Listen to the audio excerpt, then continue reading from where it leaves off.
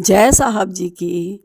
ये बात मुझे बाबू सिंह मौसा जी ने बताई कि एक बार साहब जब बच्चे थे, बचपन में एक दिन शाम के समय चारपाई पे बैठे हुए भुट्टा खा रहे थे।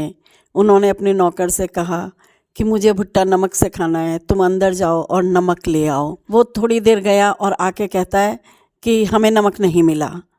तो साहब का घर ऐसा बना हुआ था कि जो भंडार रहता था वो अंदर के कमरे में रहता था, उसके बाहर 2-3 कमरे और थे। अब वो क्या करता था, पहले कमरे तक गया और वापस लौट आया। तो साहब ने कहा नमक कैसे नहीं मिला, तुम अंदर तक जाओ, अंदर रखा है। फिर वो दोबारा गया, फिर लौट आया कि हमें नहीं मिला नमक। साहब ने कहा ऐसा कैसे हो सकता है, तुम पूरा गए नहीं, पूरा जाओ अंदर तक और नमक लेके आओ। तब वो गया और तीसरी बार भी लौट के आके कहता है हमें मिल ही नहीं रहा, आप चलिए। तो साहब ने कहा ये बताओ तुम ला क्यों नहीं रहे। तो बोला शाम का समय, अंदर कमरे में अंधेरा है, तो हम तो पहले कमरे से ही वापस आ जाते हैं, अंधेरे में हमें डर लगता है, हम डर के मारे जाते नहीं अंदर। तो साहब ने उसको अपने पास बुलाया, उसके कान में कुछ कहा। जब कान में कुछ कहा फिर उसके बाद वो बंदा दौड़ के गया और अंदर से नमक ले आया।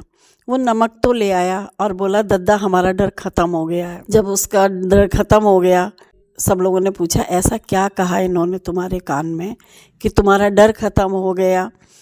तो बोला कि अरे बताएंगे, हमें याद है, लेकिन उसे याद ही नहीं था।